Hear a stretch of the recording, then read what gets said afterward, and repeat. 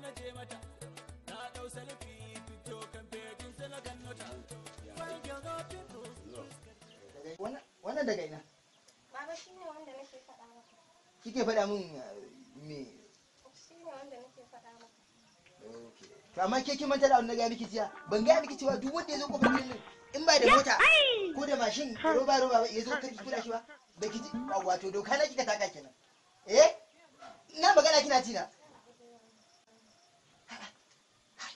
to ni maman naki tana ciki ai ni damuwa na ma yau gidan nan gaba daya in na shiga ciki fa damuwa ne saboda kalanzir shi ko ina ta murhu kai na ganin dai komawa zan yi saboda gaskiya kai Allah ba fa ciki zan shiga ba komawa zan yi idan gaskiya kai